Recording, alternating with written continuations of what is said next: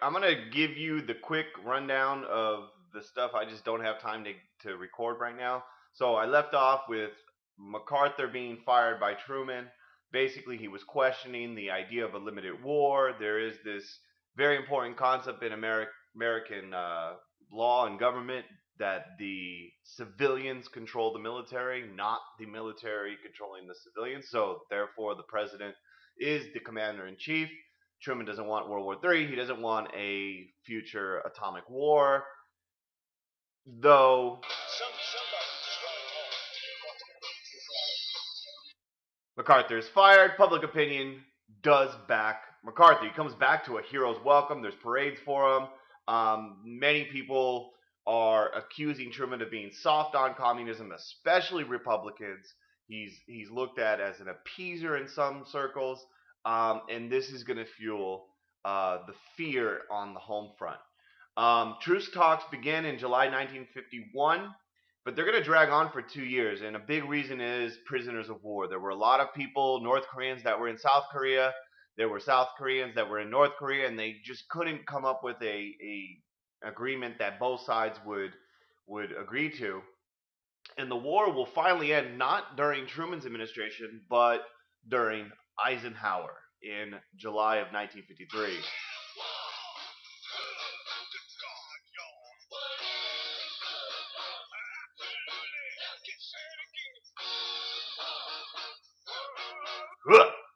Now, the war, just to quickly go over, they're in your notes on, I believe it's page 7. Over 50,000 Americans are going to lose their lives. In fact, it's very interesting because this was never a declared war, but yet over 50,000 Americans are going to die. Uh, the number of Koreans is much, much higher. So, huge economic and human toll in terms of loss of life. The war is going to cost about $54 billion, a lot of money, and the deadliest weapon in the world is a Marine and his rifle. in fact, the war is going to increase implementation, or actually begin implementation of NSC 68.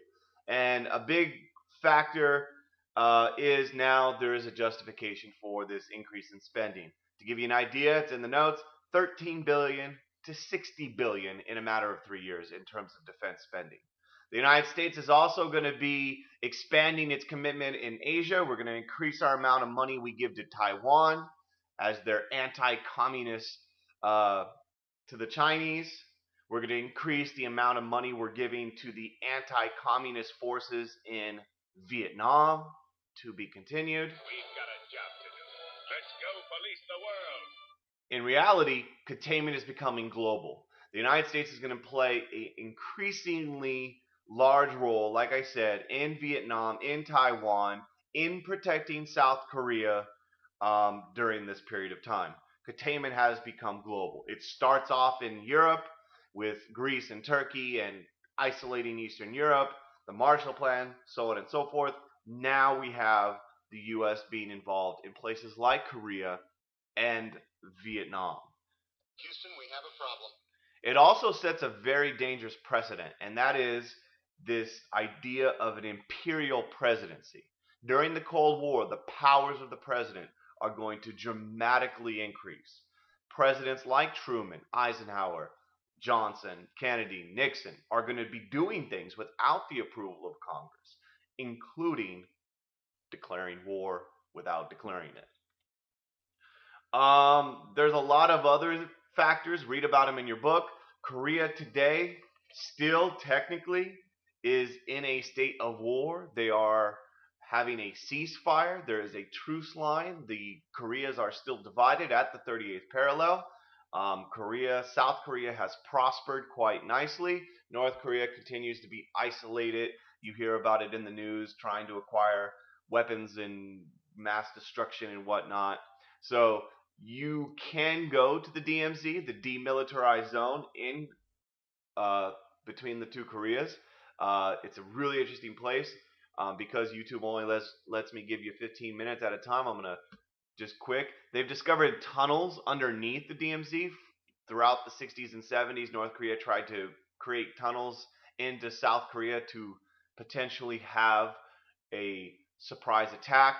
The demilitarized zone is run and administered by soldiers from South Korea, North Korea, and the United Nations. In fact, you could take a look over here. There's a North Korean soldier at a guard tower. These are South Korean soldiers. They all have to be trained in some level of black belt martial arts. Notice the space between us because we were told they are on duty. This is one of the most hostile borders on Earth, so please respect this location. This is one of the conference rooms where they have negotiations. Here it is from the outside, and the South Koreans and the North Koreans waiting. There are cameras everywhere in this DMZ. This is the demilitarized zone between these two regions. It's a fascinating place. In fact, not too long ago, President Obama visited there. I think it was like 2 weeks ago. So DMZ, Korea, read about it. 30th parallel. Douglas MacArthur fired. Containment Global. NSC 68. Undeclared war. Limited war. China gets involved. A lot of stuff. Impact on the home front. Truman loses support. Blah blah.